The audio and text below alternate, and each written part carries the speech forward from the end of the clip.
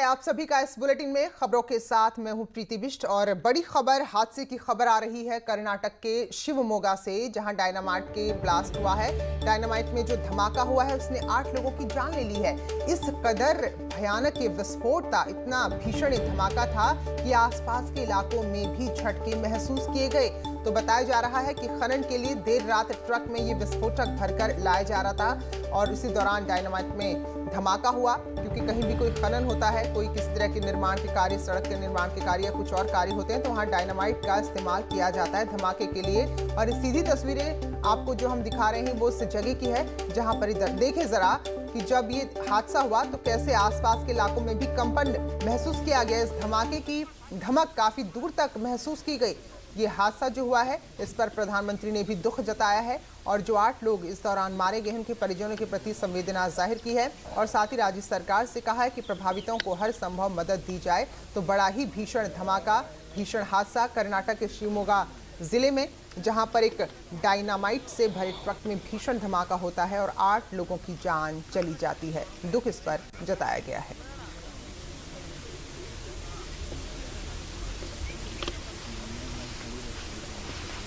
तो पीएमओ ने ब्लास्ट पर दुख जताते हुए ट्वीट किया है, शिवमोगा ब्लास्ट में लोगों की जान जाने का दुख हुआ। पीड़ित परिवारों के साथ हमारी संवेदना है, घायलों के जल्द स्वस्थ होने की कामना है। राज्य सरकार पीड़ितों की हर संभव मदद कर रही है। तो ये पीएमओ की तरफ से ट्वीट आया है जिसमें संवेदना इस हादसे को लेकर जताई गई है। तो डायनामाइट जो ब्लास्ट के लिए उपयोग में आता है और ब्लास्ट यानी कि किसी निर्माण कार्य के लिए या खनन के लिए कहीं इस तरह का धमाका करना है तो वहाँ इसका उपयोग होता है। और अमूमन जो इसके गोडाउन है या जो इसको लाने ले जाने का क्रम होता है उसको काफ़ी सावधानी उस दौरान बरती जाती है और काफ़ी आबादी वाले इलाके से दूर इसके भंडारण की व्यवस्था होती है। तो ये डायनामाइट ले जाया जा रहा था खनन के लिए, लेकिन ये हादसा हो गया और बड़ा ही भीषण धमाका था। काफ़ी दूर तक आसपास के इलाके इस धमाके के दौरान थर्रा गए और 8 लोगों की जान इसमें चली गई है।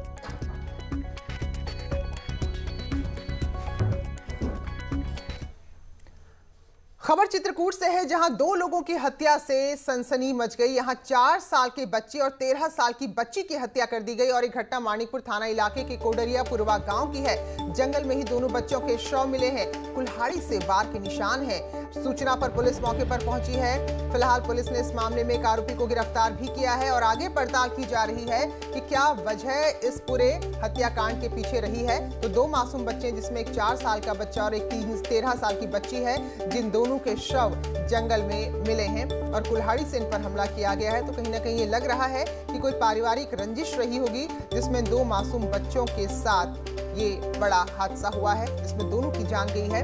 तो फिलहाल एक आरोपी को पुलिस ने गिरफ्तार किया है। गला रेत कर हत्या कर दी गई है और साथ ही उस लड़की का भांजा जिसकी उम्र लगभग 4 वर्ष थी उसको भी कुल्हाड़ी से वार किया गया है। जो उसको अस्पताल ले जाया जा रहा था, दौरान इलाज जब तक पहुंच नहीं पाया था तब तक उसकी मृत्यु हो गई। तो 2 मर्डर इस प्रकार से हुए हैं। मेरे द्वारा घटनास्थल का निरीक्षण कर लिया गया है और विभिन्न टीमें इसमें जो है।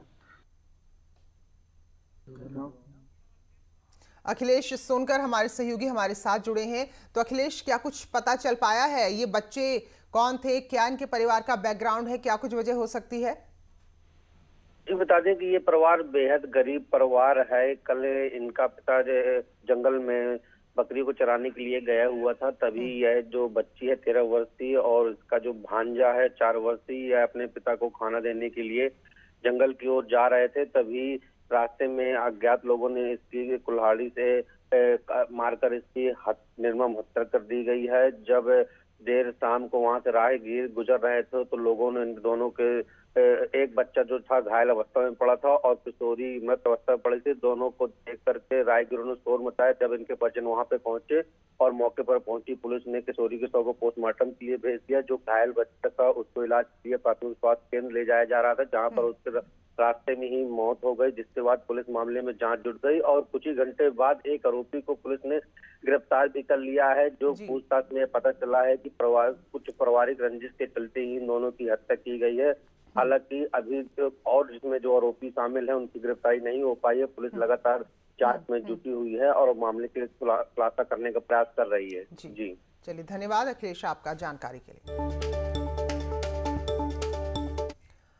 प्रतापगढ़ में शराब पीने से 2 भट्टा मजदूरों की जान चली गई, वहीं 5 की हालत खराब हुई है, जिन्हें जिला अस्पताल में भर्ती कराया गया है। मामला कोहड़ौर कोतवाली इलाके का है। पुलिस ने इस मामले में भट्टा मालिक को हिरासत में ले लिया है। डीएम और एसपी जिला हॉस्पिटल पहुंचे हैं और पीड़ितों से घटना की जानकारी ले रहे हैं। तो इससे पहले भी जिस तरह राज्य के कुछ इलाकों में शराब पीने से कईयों की जान गई है, तो ऐसे में अब प्रतापगढ़ की जो घटना है उसको लेकर अब पुलिस भी छानबीन कर रही है कि आखिर कहां से शराब आई थी। तो भट्टा में ये मजदूर काम करते थे और वहीं शराब पी, जिससे 2 की जान चली गई।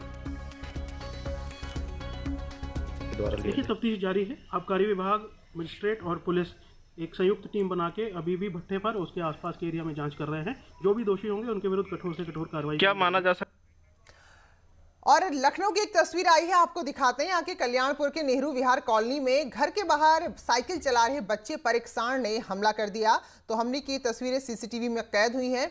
तो ये बड़ी ही तस्वीरें देखिए आप, क्योंकि जो आवारा पशु घूमते रहते हैं इस तरह के हादसे का सबब बनते हैं। तो यहाँ पर किस्मत अच्छी थी, गनीमत रही कि बच्चा इसके हमले से बच गया। लेकिन देखिए, काफी गुस्से में सांड था और अपने सींग पर उठाकर देखिए जरा इस बच्चे पर कैसे हमला किया है। बच्चा साइकिल चला रहा है, ऐसा नहीं कि उसको छेड़ रहा है या परेशान कर रहा है। तो ये आवारा पशुओं को लेकर देखिए जरा तस्वीरें देखिए। वाकई में ये अच्छी किस्मत थी, बच्चे की गनीमत रही कि वो इस घटना में ज्यादा घायल नहीं हुआ। ऋषभ मणि त्रिपाठी हमारे सहयोगी जुड़े हैं लखनऊ से। तो ऋषभ, ये आवारा पशु कितने बड़ी एक मुसीबत है वो इस वीडियो में नजर आ रहा है। किस तरह का इलाका है? देखिए, पौष इलाका है, रिहायशी इलाका है, कल्याणपुर इलाका है। ये 2 साल का बच्चा था, अपने घर के बाहर खेल रहा था, साइकिल चला रहा था। और बताया जाता है कि इस कॉलोनी में कुछ लोग ऐसे भी हैं जो वहां पर चट्टे या तबेले जिसको कहा जाता है वो चलाते हैं, जिसके चलते वहां पर कुछ छोटा पशु जिसमें सांड, गाय सभी शामिल हैं, वो टहलते रहते हैं। कई बार शिकायत भी की गई, बावजूद उसके कोई कार्रवाई नहीं। और ये घटना ऐसी थी जब सांड ने इस 2 साल के बच्चे को कई बार पटका है, लेकिन ईश्वर की कृपा है कि उसको कोई गंभीर चोट नहीं आई है। अस्पताल ले गए थे, इलाज के बाद उसको छोड़ दिया गया है। और इलाकाई लोगों में आक्रोश है। उन्होंने खुद नगर निगम को संपर्क किया और ये कहा है कि इसके ऊपर सख्त कार्रवाई की जाए, कम से कम रिहायशी इलाके से इन छुट्टा जानवरों को बाहर भगाया जाए। बिल्कुल, तस्वीरें देख के बड़े रोंगटे खड़े हो रहे हैं ऋषभ के। इतना मासूम बच्चा, 2 साल उम्र है इसकी, और सच में ये घर वालों की, इनके परिजनों की अच्छी किस्मत थी कि बच्चा बच गया है यहाँ पर। तो क्या ऐसे यहाँ अमूमन घटनाएं आती थी ऋषभ? क्या आवारा पशु यहाँ घूमते रहते हैं या इस तरह ये कोई ऐसा छूटा हुआ कहीं से आ गया ये जानवर? नहीं, इलाकाई लोगों का यही कहना है कि कॉलोनी में कुछ लोग ऐसे हैं जो अपने यहाँ तबेले या चट्टे चलाते हैं, जो लोग अपने यहाँ गौपालन करते हैं, लेकिन जो नगर निगम की गाइडलाइंस है उनको पालन नहीं करते। नगर निगम सख्ती से कई बार कह चुका है और अभियान भी चला चुका है कि आवासीय रिहायशी इलाके जो हैं उनसे दूर ये सब करना चाहिए, लेकिन कुछ लोग रिहायशी इलाकों। बिल्कुल, ये सोचिए कितनी बड़ी घटना हो सकती थी। और जिस तरह से देखिए, 2 साल का बच्चा है, साइकिल चला रहा है आराम से और सीधे सांड ने उसको सींग पर उठा लिया और कितनी बार घुमाकर उसको पटका है। तो ये अच्छी उसकी किस्मत थी कि वो बच गया। शुक्रिया ऋषभ आपका जानकारी के लिए। और बड़ी खबर नोएडा से है, जहां एसटीएफ को बड़ी कामयाबी मिली है। गोंडा से किडनैप छात्र नोएडा से मिल गया है। नोएडा एसटीएफ ने 3 किडनैपर्स को भी, अपहरणकर्ताओं को भी गिरफ्तार किया है। तो डॉक्टर के बेटे का अपहरण किया था और 70 लाख की फिरौती मांगी गई थी। तो खुद जो छात्र, ये भी मेडिकल का स्टूडेंट है जो पढ़ाई कर रहा था। तो ये बड़ी खबर है। और जब ये गोंडा से किडनैपिंग की खबर सामने आई थी तो काफी ज्यादा लोगों में नाराजगी देखने को मिली थी, लेकिन पुलिस की टीम लगातार काम कर रही थी और आखिरकार अब एसटीएफ को बड़ी कामयाबी मिली है। गोंडा के इस छात्र को नोएडा से सकुशल बरामद किया है और साथ में 3 अपहरणकर्ताओं को भी गिरफ्तार कर लिया गया है। तो अपहरणकर्ताओं ने बकायदा 70 लाख की फिरौती मांगी थी परिजनों से। तो ये बड़ी खबर है और बहुत बड़ी राहत की खबर है इस युवक के परिजनों के लिए कि अब उनका बेटा सकुशल है और गौरव हल्दर इसका नाम है, जिसको अब फिलहाल नोएडा एसटीएफ ने सकुशल छुड़ा लिया है। तो एक बहुत बड़ी कामयाबी है। अमित सिंह हमारे सहयोगी जुड़ गए हैं। तो अमित, जरा बताइए कि किस तरह से ये पूरी कार्रवाई हुई है, क्योंकि बड़ी घटना है थी जिसके बाद काफी गुस्सा भी लोगों में था।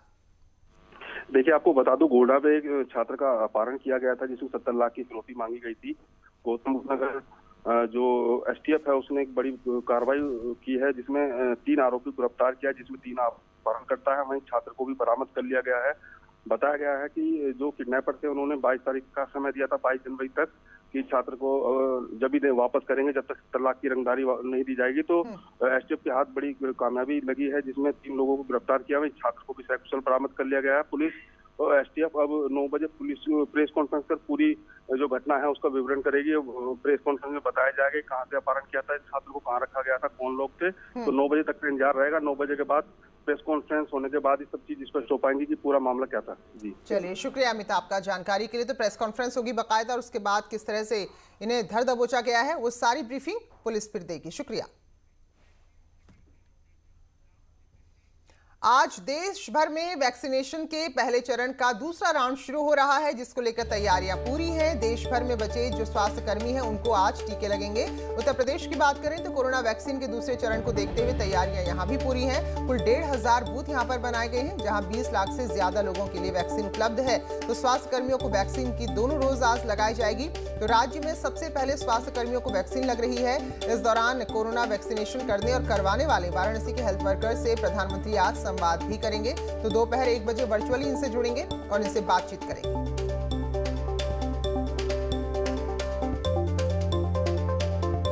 अलाउद्दीन हमारे सहयोगी लखनऊ से हमारे साथ जुड़े हुए हैं। तो अलाउद्दीन, क्या कुछ तैयारी है आज जो फेज शुरू होगा वैक्सीनेशन का?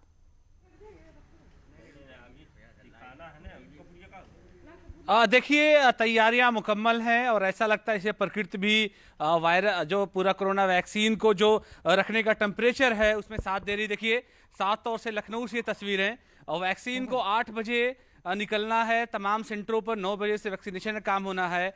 आप साफ देखें, इंदिरा नगर का ये सेंटर है कोल्ड चेन का, जहां पर कोविड वैक्सीन को रखा गया है। इसके अलावा यहां पर तमाम जो धार्मिक अनुष्ठान है उसको पूरा करने के साथ साथ जो है यहाँ पर वैक्सीन को रवाना करने की तैयारी है। गुब्बारे लगाए गए हैं और फूल लगाए गए हैं, जिसमें हर तरह के फूलों को शामिल किया गया। यानी एक उत्सव सा माहौल है। जब 16 तारीख को वैक्सीन लगी थी तब भी ऐसा ही कुछ माहौल था और आज सेकेंड जो वैक्सीनेशन का डे है ऐसा ही माहौल है।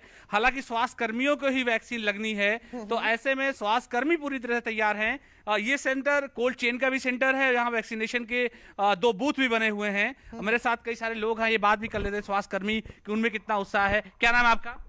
अनिल चौधरी, फार्मासिस्ट, नगरी समुदाय स्वास्थ्य केंद्र। कितना उत्साह है आप लोगों में? बहुत उत्साह है, बहुत जुनून है। हम लोग पूरी तैयारी में लगे हुए हैं और हम लोगों के वहाँ से कोल्ड चेन भी मेंटेन किया जा रहा है। यहाँ से RML भी जाएंगी वैक्सीन, जो कि 5 कैरियर बॉक्स में जा रही हैं। 55 वैक्सीन है और यहाँ पर भी 2 बूथ बनाए गए हैं।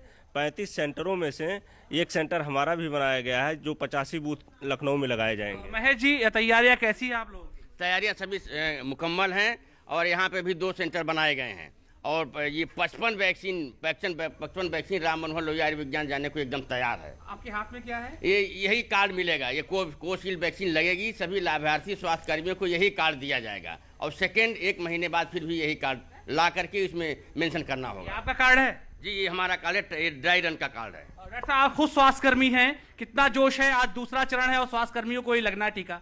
हम लोगों में बहुत सारे जोश है और सब लोग मिल करके हम लोग काम कर रहे हैं और हम लोग कोशिश करते हैं सब लोग इसमें सहयोग करें, अधिक से अधिक सहयोग करें, जिससे ये कार्यक्रम को सफल बनाया जा सके। सहयोग की आपने बात की है, तो क्या कुछ लोगों में, क्योंकि पिछली बार जितने लोगों को 1200 को लगने था लखनऊ में, तो 8,500 जो है लग पाई थी, तो ऐसे में संख्या जो कम थी, तो लोगों से अपील क्या करेंगे? लोगों से यही अपील है कि आप लोग बात को समझें और गहराई से समझें कि इसकी सत्यता क्या है, तो आपकी समझ में आ जाएगी। इसमें ऐसा कुछ नहीं है, सब लोग लगवा रहे हैं, अच्छे से लगवा रहे हैं, कहीं किसी को कोई परेशानी नहीं हो रही। लोगों जी, स्वास्थ्य कर्मी थे, साथ में सुरक्षा कर्मी भी साथ में हैं। बड़ा महत्वपूर्ण अंग है इस पूरे उसका वैक्सीनेशन का, क्योंकि ये जो चेन मेंटेन। जी बिल्कुल, तो तैयारियां यहाँ पर पूरी हैं और एक जो कहीं ना कहीं संशय था वो भी धीरे धीरे अब खत्म हो रहा है। बहुत बहुत शुक्रिया अलाउद्दीन आपका जानकारी के लिए। चलिए और बात करेंगे सियासी खबर की। बीजेपी के राष्ट्रीय अध्यक्ष JP नड्डा अपने 2 दिन के लखनऊ दौरे पर हैं और इस वक्त लखनऊ में मौजूद हैं। तो कल पहुंचे थे लखनऊ और कल देर शाम तक लगातार बैठकों का दौर चला। मुख्यमंत्री योगी आदित्यनाथ, दोनों डिप्टी CM, प्रदेश अध्यक्ष, प्रदेश प्रभारी और उत्तर प्रदेश के कई बड़े नेता मौजूद रहे। तो ये कहा गया है कि जो जो बैठक हुई है उसमें आने वाले पंचायत चुनाव, विधानसभा चुनाव और मंत्रिमंडल में जो बदलाव होने हैं उसको लेकर मंथन हुआ है। तो जेपी नड्डा आज बूथ सम्मेलन में, सोशल मीडिया वॉलंटियर सम्मेलन और अंत में शाम को 5:30 बजे प्रबुद्ध जन सम्मेलन में शिरकत करेंगे। तो दूसरा दिन है आज लखनऊ का, और कल जब पहुंचे थे लखनऊ तो बड़ा जोरदार स्वागत किया गया था और खुद मुख्यमंत्री यहां पर मौजूद थे, पूरी कैबिनेट मौजूद थी जिन्होंने अपने राष्ट्रीय अध्यक्ष का स्वागत किया। तो आज का दिन भी काफी महत्वपूर्ण, कई सारी बैठकें हैं। तो चलिए नड्डा के दौरे के जो सियासी मायने हैं वो भी आपको समझाते हैं। तो ये हम सब आपको बता भी रहे हैं, जान रहे हैं कि कैबिनेट में कुछ बदलाव हो सकते हैं, फेरबदल हो सकते हैं। AK शर्मा, अरविंद कुमार शर्मा, पूर्व IAS अधिकारी, उनको बड़ी जिम्मेदारी मिल सकती है। MLC AK शर्मा को मंत्रिमंडल में बड़ी जिम्मेदारी मिल सकती है, तो उसको लेकर चर्चा होगी। वहीं बंगाल में परिवर्तन रथ यात्रा 5 फरवरी से शुरू होगी। केशव प्रसाद मौर्य, संजीव बालियान को बंगाल में जिम्मेदारी है। तो वहीं पंचायत चुनाव में क्लीन स्वीप की तैयारी भी की जा रही है। पंचायत से पार्लियामेंट तक बीजेपी की जीत का लक्ष्य है। तो बहुत महत्वपूर्ण है जेपी नड्डा का दौरा, क्योंकि कई सारे अभी चुनाव होने हैं, फेरबदल होने हैं, तो उन सब को लेकर चर्चा की जाएगी। हमारे सहयोगी राजीव सिंह इस वक्त लखनऊ से हमारे साथ जुड़े हुए हैं। तो राजीव, जरा बताइए पहले तो आज के क्या कुछ कार्यक्रम रहने वाले हैं राष्ट्रीय अध्यक्ष के? देखिए, बीजेपी के राष्ट्रीय अध्यक्ष जेपी नड्डा अपने 2 दिवसीय दौरे पर राजधानी लखनऊ पहुंचे हैं। दौरे के पहले दिन जहां उन्होंने कल जो बीजेपी प्रदेश कार्यालय पर है, बीजेपी के प्रदेश पदाधिकारियों के साथ मंत्रियों की एक अहम बैठक की है, जिसमें खुद मुख्यमंत्री योगी आदित्यनाथ मौजूद थे।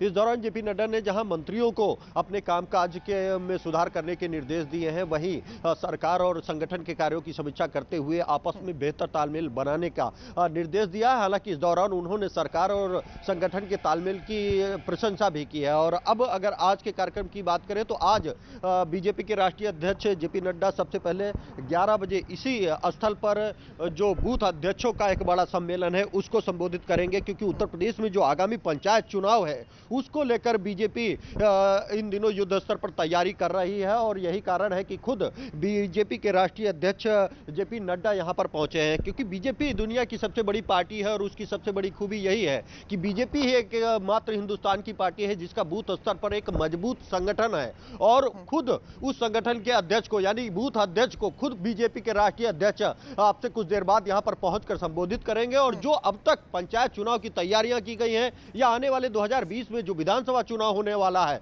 उसको लेकर सरकार के कामों और संगठन के कामों को लेकर वो आपस में अब तक की तैयारियों की समीक्षा करेंगे और जो बूथ अध्यक्ष हैं उनको भी निर्देश देंगे, ताकि आने वाले समय में भी बीजेपी ने जिस तरह से पूर्ण बहुमत के साथ चाहे लोकसभा चुनाव जीता हो या विधानसभा चुनाव जीता हो, और पहला मौका यह है जब वो पंचायत चुनाव भी इसी उत्साह के साथ लड़ रहे हैं। राजीव, तो ऐसा नहीं कि बीजेपी अपनी स्थिति को देखकर आराम करती है, तो अब तैयारी अगले चुनाव की होने लगी। बहुत बहुत शुक्रिया राजीव, नजर बना के रखेगा। फिलहाल एक ब्रेक ले रहे हैं, लौटेंगे जल्द ही।